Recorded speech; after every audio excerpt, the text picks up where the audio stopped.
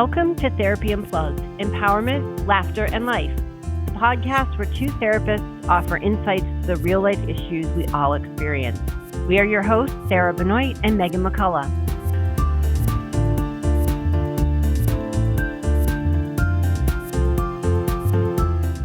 Welcome, everyone.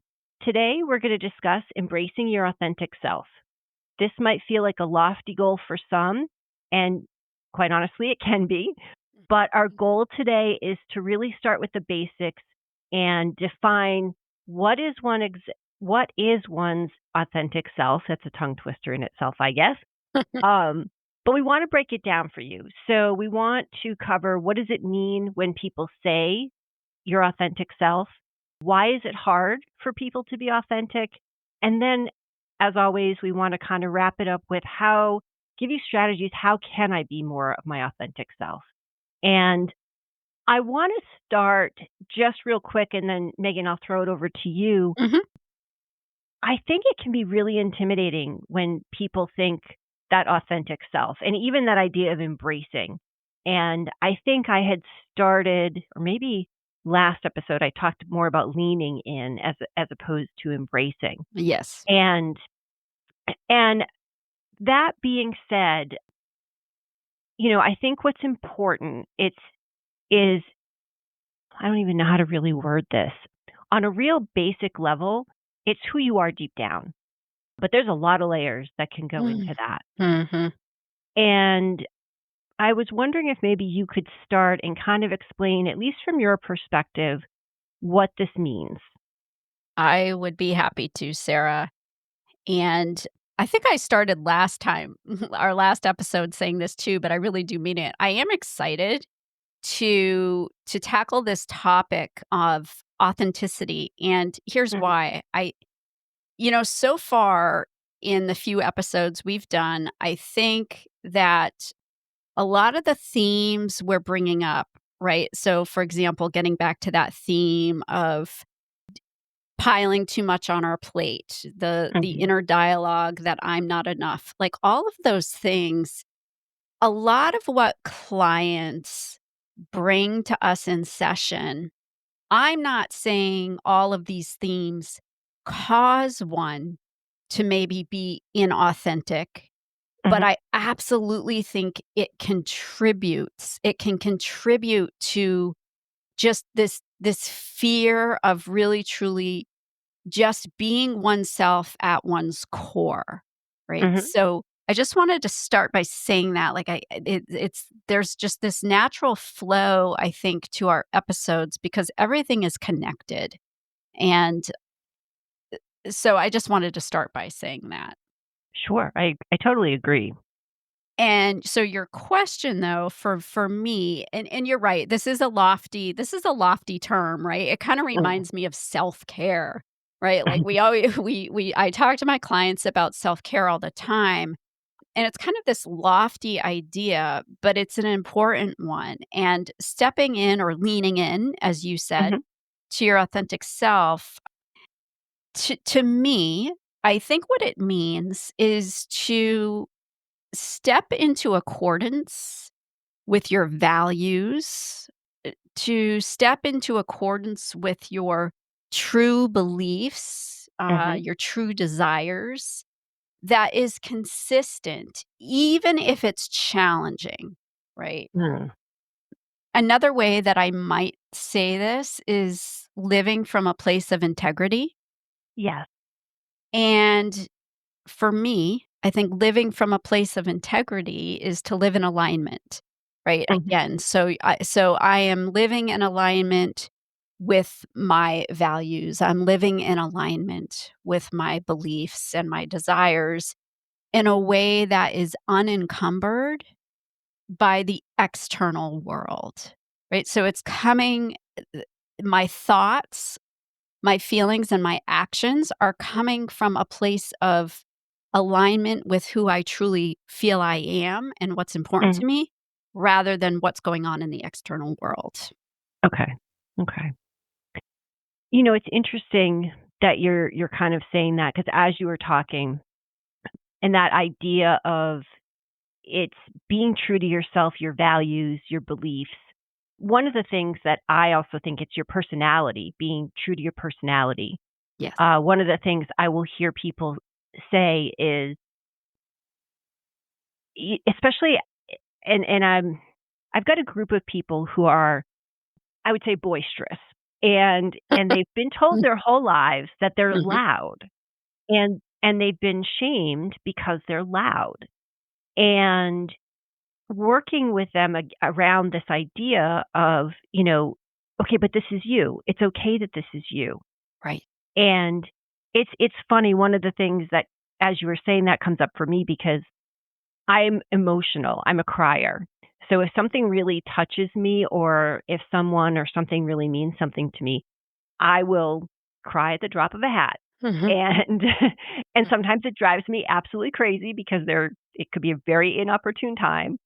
Um but this is who I am, right? I mean, and I could really I probably did, especially, in my first career, I probably really stifled that. Not that that necessarily means sadness, because sometimes when I'm angry, I cry. Mhm. Um, but it's interesting where, it's being able to look at yourself, look at all the parts of yourself and be okay with that. And that's a process, because I think I said to someone, this came up in a session last week. We were talking about employment, and I said, think of, if you're as you're looking for jobs, is this in alignment with who you are? And they kind of looked at me like, well, what are you talking about? And I said, Mhm. well, if you're let's see, how would I word it? I think I said something like, if you're very much into nature, if you're very much into the environment, chances are you are not going to want to go work for a big oil company. That is probably not going to align with your Mhm. values, your Mhm. beliefs, Mhm. kind of thing. So, that's just an example of kind of supporting, I guess, what you're Yes. talking about. Absolutely, and you know what? I'll just piggyback on that because I wasn't planning on bringing this up, but your example just made me think, "You know what? Okay, I'll share one of mine, and it does have to do with employment." So, I am at the point now in my life where I fully accept and even embrace the fact that I thrive in a slow-paced environment, okay? Mm, I am not a good multitasker. In fact, I'm pretty bad at it. And rather than feeling badly about not being a good multitasker, I've kind of embraced it. mhm, And when I was younger, so now we're going way back into my late teens, early 20s, I very naively took a job as a waitress. And for any of you listeners out there who have ever waitressed, you know that multitasking just is part of the job, right? Like, you are constantly on the go, you're taking those orders, you're thinking about the table next to you that is still needing their drink, whatever, right? There's a lot that goes into it. And I was really bad at it. Like, mm, I could tell you stories of dropping drinks on customers, of, like, forget just, just it was not a good scene for me, but I mm. did it for 2 years, Oh, wow. and there is no way now, like, I would have put myself through that.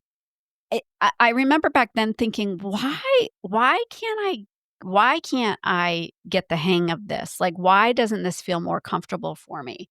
Mm, And now I'm fully comfortable saying that, the fast-paced environments are just not in alignment with who I am. Maybe that's more my personality, kinda like you were saying. So mhm. that's my example for you. I like that, and I what it's showing is, and I don't know if this came up for you at the time, but at least certainly now, it is that self-awareness piece, right? Where you maybe at the time you didn't then, but now you realize, yeah, multitasking, fast pace, not for me. Yes, absolutely. And, it's funny you bring up self-awareness because that was one of the things I was hoping to delve into a little bit more. Um, Mhm. I think there's some aspects of leaning into your authentic self that are key. Okay. And self-awareness is at the top one of the is at the top of my list. Mhm. So, I talk to clients about self-awareness a lot. And what do I mean by that, right? For me, I think that so often we are on an automatic response in our day-to-day lives that and we don't even realize it. So perhaps I blurt something out, right, without thinking, or perhaps I act in a way that later I'm like, "Why did I do that?" Right? Mm. To me, those are signs of like a lack of self-awareness. So self-awareness is a understanding why I am acting the way I am acting, why I am feeling the way I'm feeling, and why I'm thinking or perceiving something in a certain way. It's about knowing what truly matters to me and behaving from that place rather than this kind of unconscious place Mhm. um, of action or thinking that really isn't in alignment with who I am.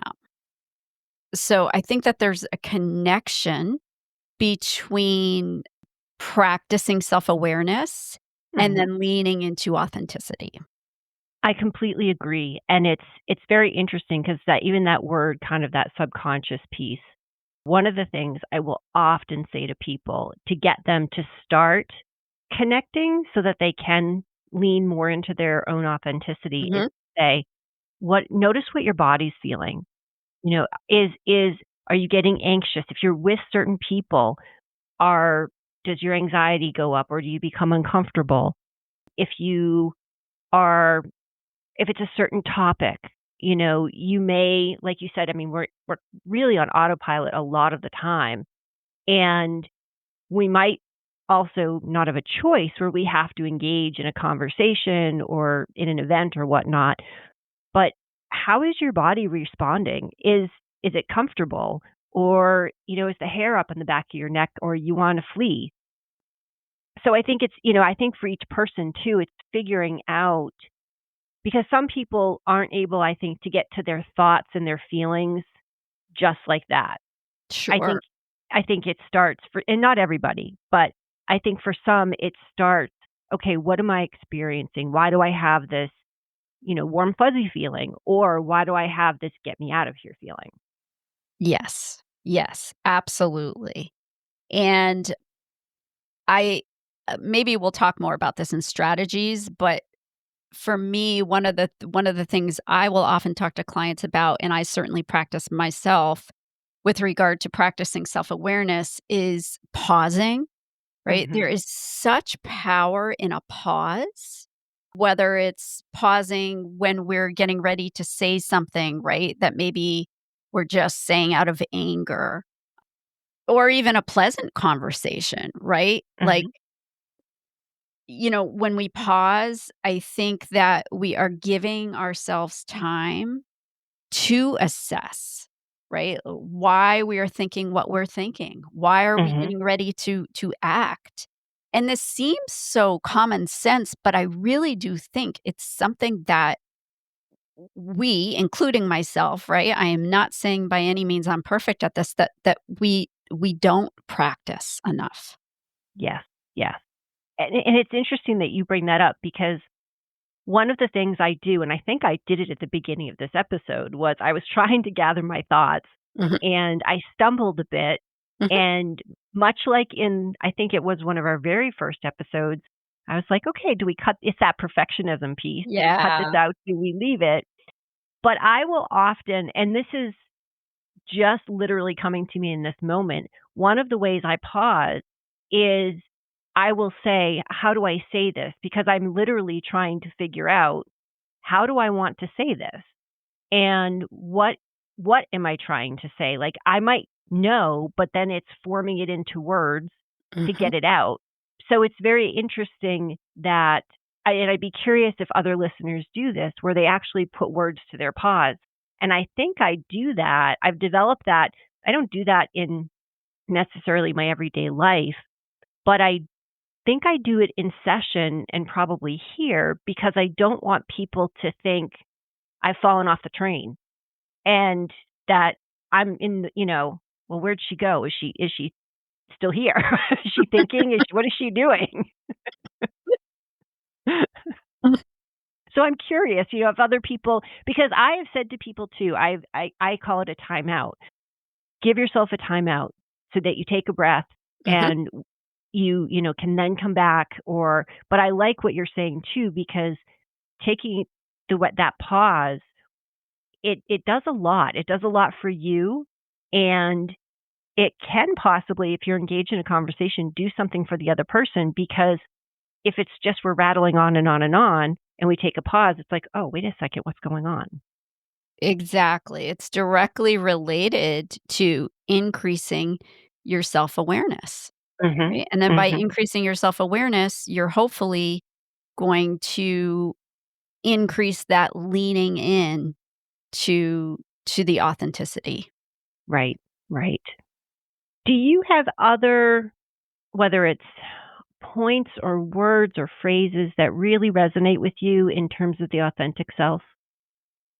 I do have a couple of more, but I think that it makes more sense to kind of add them to the strategies that we're Okay. going to talk about. So I'm ready if you are to Mhm. move on to the next section, the next topic of what we were going to talk about here. Okay.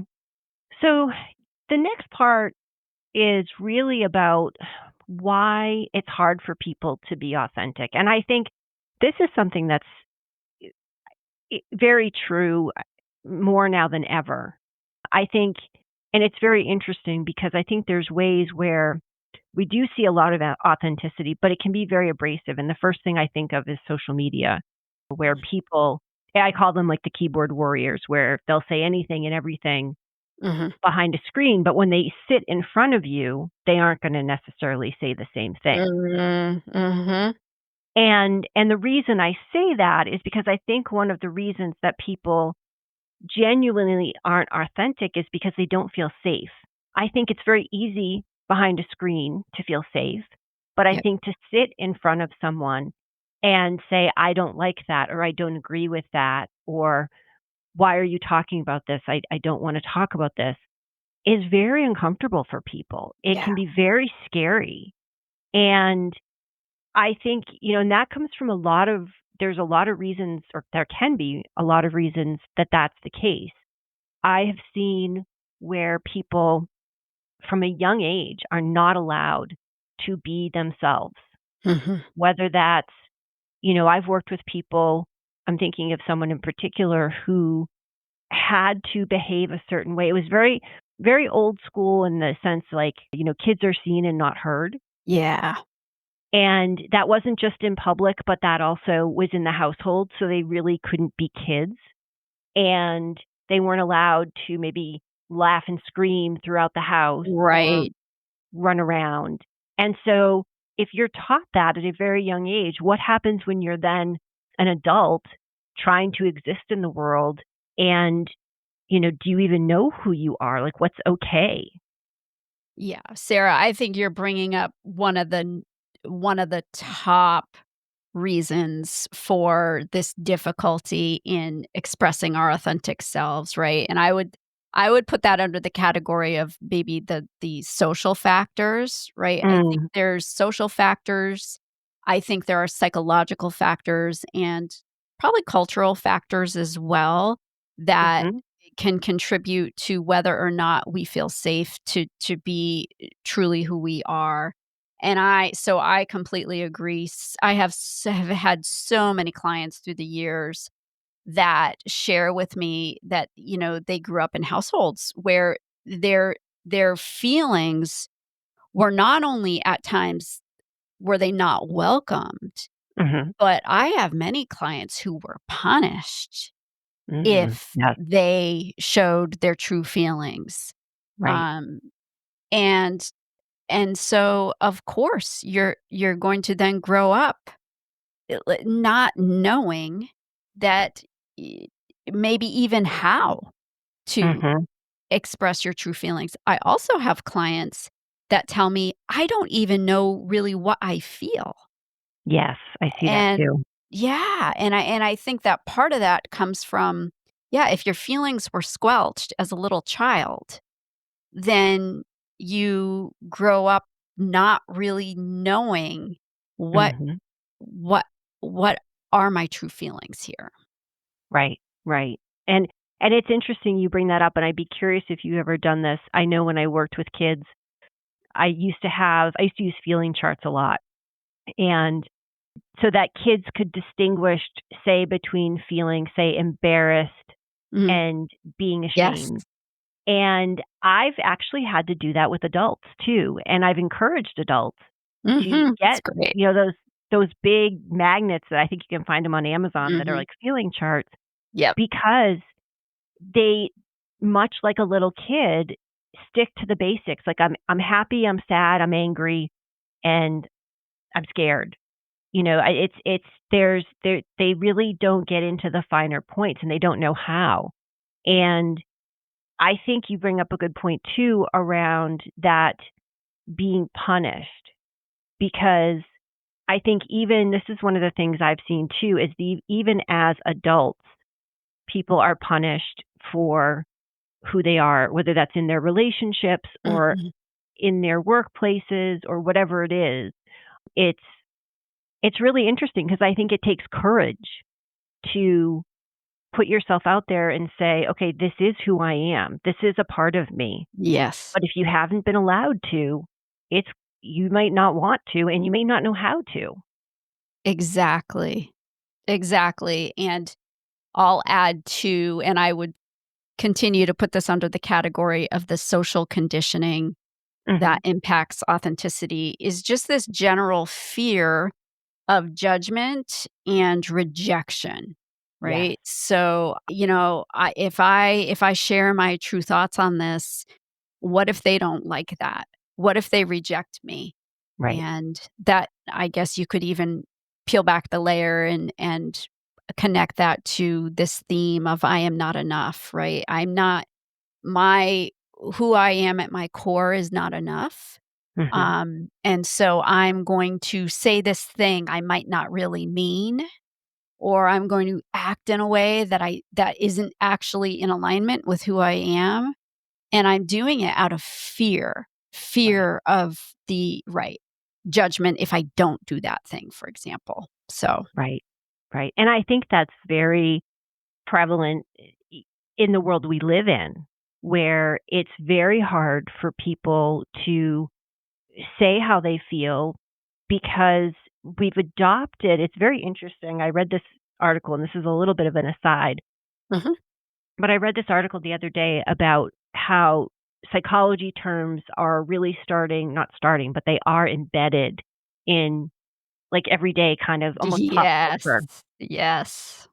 And so people will label, say, for example, I mean, I'm making this up in the sense that this isn't that's something I read, but if you disagree with me, therefore you're toxic. Yeah. And therefore I need to cut you out. Mhm, But the thing is okay, why, how many people are looking at why do I view this as toxic? mhm, How much of this is about my own fears, like you said, my own fears, my mhm, fears of being mhm. rejected, Yes. or my fear of, well, if I don't agree with you, are we still going to be friends? Are you going to look at me the same? And where this brings me to kind of tie this back to the whole mental health piece, which I mean, obviously we're doing that, but there's that stigma still with mental health where if you think of someone, and maybe the best example I can give is, this goes back to I am not enough. This goes back to uh, who you are deep down. But let's just say I have anxiety And maybe someone who has been with me my whole life, is they don't know how to handle it. Or maybe they are tired of it. They get tired of being in a situation where they have to, where I might not want to, say, for example, go into a store because it's too overwhelming for me. Mhm. So maybe the person I'm with gets frustrated with it and they're like, "But can't, what's the problem? Can't you just go in?" What's wrong with you? Right, right. What's wrong with you? Suck it up and just let's go. And if you think on even a bigger level, that is why sometimes people don't even want to say, yeah, I struggle with anxiety or I struggle with Mhm. depression or, I had an incident happen that, maybe wasn't trauma with a big T, but for me was traumatic.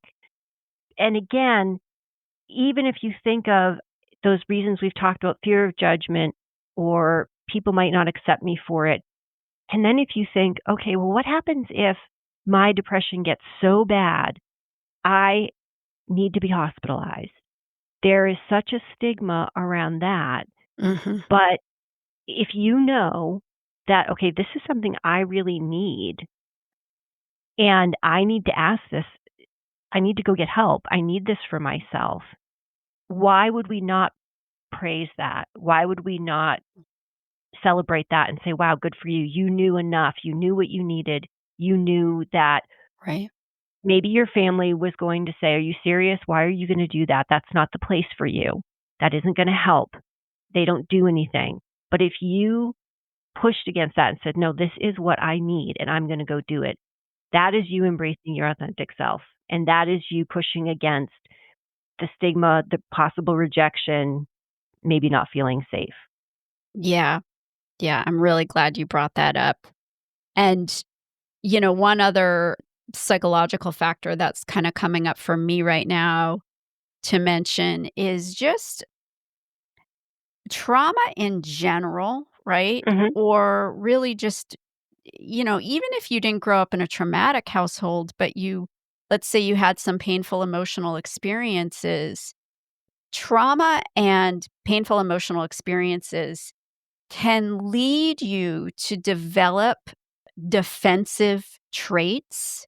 So what do I mean by that? Like just putting up walls, Yes. right? Around others, avoiding intimacy, just shutting down. Hmm. Those kind of traits obviously are also very connected to whether or not you feel safe to just be yourself, right? To be your authentic self. So I think everyone in this society can struggle, right, with authenticity. But I think growing up in a traumatic household or having traumatic experiences, whew, right, it just adds a whole nother layer. Right. And thank you so much for bringing up the trauma lens because the other part of that that is very common for people who've experienced trauma is they don't trust themselves. Mhm. They don't trust their feelings. They don't trust their experiences. They Right. don't trust, that they can share or, is this feeling real? Is it okay that I'm having this? So it's going to be very hard for them to be authentic and or they could have been authentic at a certain period of time that led them to not it's not their fault, but they trusted or they felt safe and then this person violated them, their trust, Mhm. their space, whatever it was. Mhm. And then it comes back to the what did I do? And then, okay, maybe I shouldn't it's the shouldn'ts again. Maybe I shouldn't be doing this. But that trauma lens is so important because people that have been through trauma, that self trust, let alone trusting anyone else, Mhm. is so hard. Absolutely. Yep. Yep. So I'm really glad we're shining a light on that. Yeah. Is there are there any other things you can think of? I mean, I can think of a lot of little things Mm. that make it hard for people to be authentic, but is there Mhm. anything like broader brush we missed or you wanted to make sure we threw out there? The only thing broader brush I wanna mention, but I wanna make it clear, I am in no means an expert on cultural factors and how Mhm. they impact authenticity, but I think we'd be remiss not to mention, right, that depending on what culture you live in, my sense is that cultural norms can either maybe in some cases they create pathways toward authenticity, Mhm. but also I think sometimes depending on your culture, it can create barriers Yes.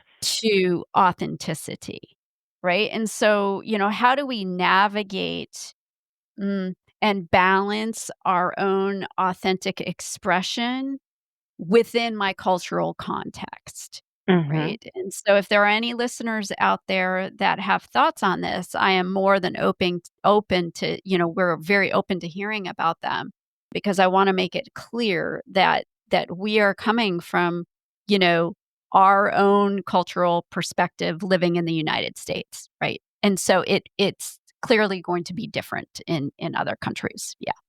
Right. And Megan, thank you so much for bringing that up because I think the other thing is even not just the other, I think of culture in terms of not just the other countries that are out there.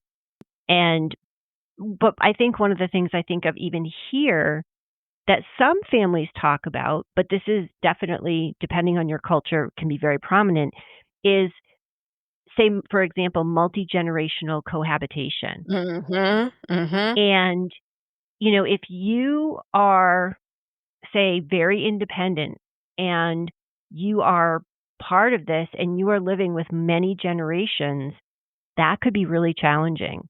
How Yes. is it okay for you to be you Mm. when the expectation is maybe you take this role Yeah. or so that's it can be thank you so much for bringing that up because it really can add a lot of different layers to all of that. Yes. Yes, absolutely. Yep.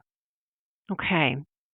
So, how let's kind of dive into helping people Mm. dip their toe in here. How can I, I've never let's just say I'm your client and I am coming to you and I'm like I need to be more authentic with people. Megan, where do I start? Help me out. Hmm. Yeah, I mean, I love when we get to this part about, giving strategies, right? Because there's there's so many things, Right. honestly, I think we can do, right, to start promoting ourselves, to really figure out who we are and how we want to express ourselves. And one thing that I sometimes talk to my clients about is I like this phrase self inventory, right? Mhm. So, what do I even mean by that? How often do we actually sit down, perhaps with a journal, perhaps just in Mm. stillness or meditation, and really ask ourselves? Because, by the way, these things can change over time, but what are my current values? Right? What is at the top of my list for what I value in my life? Where do my values come from? Mhm. Are they my own or did I adopt them from, say, my family? Did I adopt them from my grandmother? Did I adopt them from my peers at school, right? Like on and on. But really spending some time with this self-inventory, and you may be surprised with what you find. I remember just a quick example. Years ago, I worked with a client that was a workaholic. Now that's Mm. not my I'm not that was her term for herself, right? Okay. So she was a workaholic. And she was convinced that her career and this idea of working hard, working overtime was something that she valued, right? Mhm. She grew up in a household where both her mother and her father were very successful in their careers, but they also worked very, very long hours. So she grew up just thinking, this is my value. Mm. And that was all well and good, or she just accepted that until she had a baby. Ah. And once she had her child, all of that fell away. And the drive to work 70, 80 hours a week went out the window. Hmm. She realized that really what she valued now was connection, was family, was raising her child, to the best of her ability. And so it's just an example, right, of like really being honest with yourself Mhm. um about about what it is that you value. I agree, and that's a great example, and it sounds like it took an event for her to be able to realize the shift. Yes. And it's interesting, I mean, one of the things too I was just thinking as you were talking is even in terms of a self-inventory, I think it can be very easy to maybe make a list, like, "These are the things I value. These are the things that make me happy." But one of the things that I will say to people sometimes is think about the times where you felt the most fulfilled and Mm. who were you with? What were you doing? Yeah. Because sometimes that is a way for people to get at their values, their beliefs. Again, that mind body connection going, oh, yeah, I felt really comfortable when I was with this person doing this versus I felt really uncomfortable Yeah. when this was happening. And I think that's really important. And I think what can come out of that too is realizing, well, then if I'm in a situation where I'm not necessarily comfortable, how have I handled that? Have Mhm. I, again, that alignment piece, is this in alignment with my true self? And if it wasn't, okay, great. That's okay. But how do I want to change that moving forward? Absolutely. Yeah, I'm really glad you added that to this conversation. And, I think tied closely to the self-inventory is and I know we already talked about this, but I just wanna bring it back up again, is is Sure. is so I think another strategy is cultivating that self-awareness, Mm. right? Another word or phrase I sometimes use with my clients is self-inquiry, Mhm. and, I think that when we are having big feelings, when we're overwhelmed, when we're angry, when we're Mhm. stressed, I often do a process of self-inquiry. And there's no strict formula I use here, but really the idea is to begin the process of having clients practice really is again pausing, right? Mhm. And asking themselves questions. And this might be via, you might do this via journaling. You might just again do that. You might do this out on a walk in nature and you're just kind of reflecting. Mhm. But you ask yourself, and you had already mentioned this, like, what am I feeling? Right? Where do I feel it in my body?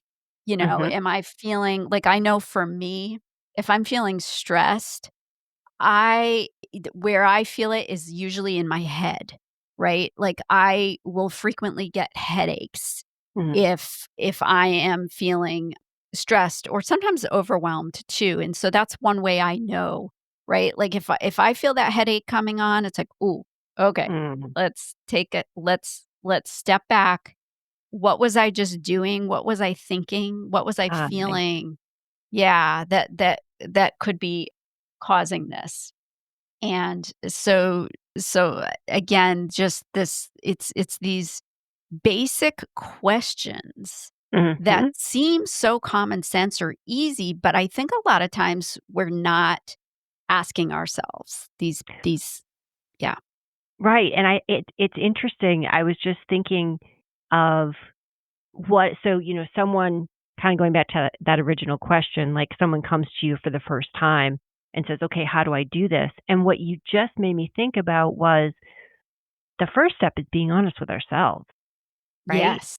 And and that's part of that self-inquiry, that self-inventory, and I think that can be very challenging in and of itself sometimes, being honest with ourselves. Because ultimately, again, tying back to that inventory piece, so thinking of that honesty, like what's influencing me? Mhm, Is it my thoughts? Is it my feelings? Is it someone else's? Is it a pressure, for example, like financial? What's driving me? Is it my curiosity? Is it my mhm, ambition? mhm. What is it? And when we can start to be honest with ourselves about this kind of thing, again, through the self inquiry and the self assessment, then we can speak our truth honestly to others. Yes, exactly. Oh, that's such an important point. Yeah. Such an important. And I think it's interesting because I think when we can get to that point that we can speak truthfully to others and do it in a healthy way, that can be it's incredibly empowering and you feel so much more grounded and settled in yourself. And I Mhm. think it brings a confidence. But I also think it's good for the other person because the other person then knows, okay, this is their truth, this is how they feel, and it's okay. And it's they may have their own feelings about it, but those are their feelings about it. And you Yes, know, okay, I've done my part. This resonates with me. I feel good about this. absolutely. And there's one other strategy or component to authenticity I'd really like to bring up, if Mhm. that's okay Of course. with you. So, we haven't I don't think yet we've used this term in today's episode, but I definitely think there's a connection. So, practicing vulnerability, Mhm. right? So what do I even mean by that? I think that at least in our society that the word vulnerable gets a really bad rap, right? Like to show your vulnerability is to show weakness. Yes. I don't agree with that at Right. all, right? Because in the work that we do, my clients are so courageous because they're coming to me with their vulnerabilities. They're coming to us with their deepest fears. They're coming to Mhm. us with these so-called like these secrets, right? That they feel like they've had to keep from themselves and from the world. And it takes a level of vulnerability to to really be able and courage to open up in session. But I would propose that you don't just have to practice vulnerability if you're in therapy. Mhm. You can practice vulnerability in your day-to-day life. And to me, practicing vulnerability means being able to just speak your truth. Mhm. Um, Even if it feels awkward, even if it feels a little uncomfortable, right? It takes courage, not weakness to to to kinda speak your truth, even if it feels like a little bit like, "Ugh," right? Like, "Oh god, I don't know about this." And if that seems scary, yeah, it probably it probably will and does. Mhm. But one other strategy with regard to that I wanna mention is that you can start practicing vulnerability with something small, right? Yes. Like, I'm not suggesting you go out and you just, shout from the rooftops, right? Like your deepest, darkest feelings. That's not what I'm talking about here. But I'll just give one quick example, and this may seem silly, but it is to me, this is practicing speaking up for yourself and practicing this vulnerability. So, let's just say that you and a friend are going out to dinner, Mhm. right? And your friend suggests that you try out the new Mexican restaurant that opened up down the street, and the truth is and let's say this is a new friend, right? So your new friend does not realize that you absolutely hate spicy food, Mm. right? So in that moment, how many of us, like new friendship, right? Like you're just trying to have a good time, you're trying to, whatever, you're trying to impress maybe even this person. how many of us would speak up in that moment and say, "I honestly, like, and this now, Sarah, I'm speaking my truth. I hate spicy food. I'm admitting it to the world. I hate it." My family laughs at me because I one time I told them that spicy food makes me angry, and it Oh, actually does. Yeah, spicy spicy food food makes you makes me spicy. angry. Yeah, it makes me spicy, yes. So, anyway, this may sound like a silly example, but what if you have the courage, right, to just say, or maybe even a better example is like if you were out on a date, right? Like, you just have the courage to say no. Like, I Right, really can't. I mean, I guess we could go, but I might end up being angry, right? So, anyway, that may sound like a silly example, but it's just the practice of speaking your truth. right. Yeah. I have a great example where I did not have the courage to speak my truth, Yeah. and it is ironically around food. This was early on in my mental health career, and I was doing home-based work, and our appointment was for 5 o'clock, and it was a family session, and I walk in, and they're eating dinner.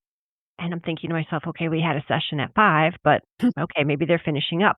No, no, they had just sat down to dinner and they were like, "You're eating with us." And I'm like, "No, no, I'm fine. I'm fine." They're like, "No, no." They made me a plate. So at the time, I did not, well, I still don't eat red meat, but they made meatloaf. They had canned peas, which I hate because Oh, they're so Sarah. mushy, and Yeah. something else. And I was so torn because I didn't want to insult them in their own home, Mhm. one, but I'm thinking, okay, I really didn't know what to do, and so I ate it, Mm. and I will tell you I was very sick, not because of their cooking, but because I don't eat red meat. Right.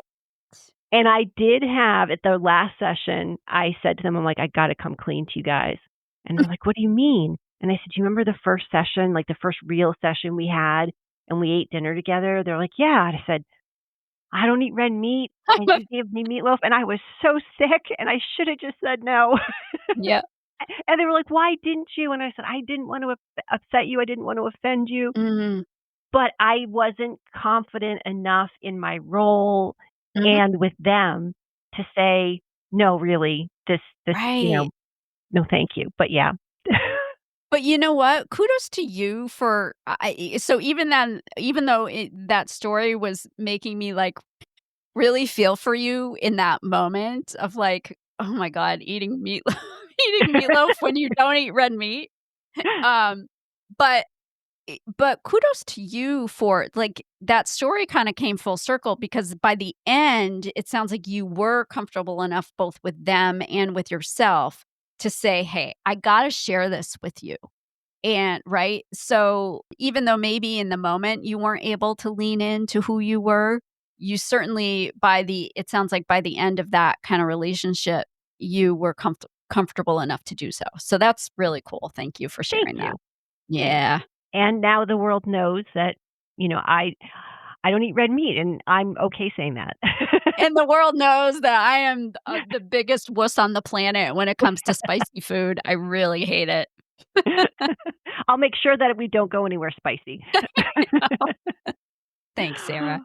Oh, all right. Anything else to add around tips and things like that for people?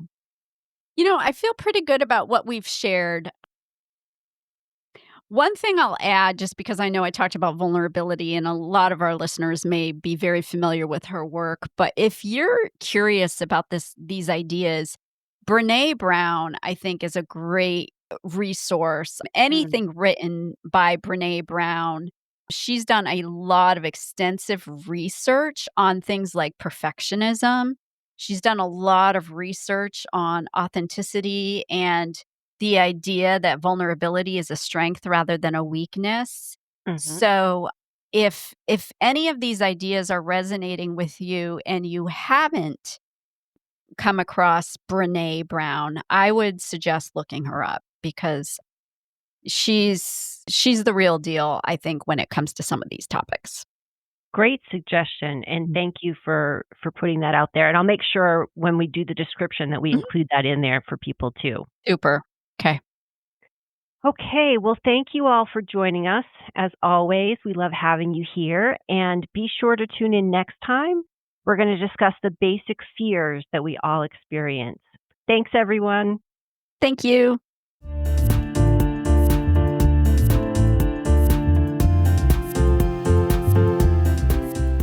If you want to share your thoughts or ideas with us, you can email us at therapyunpluggedpodcast@proton.me.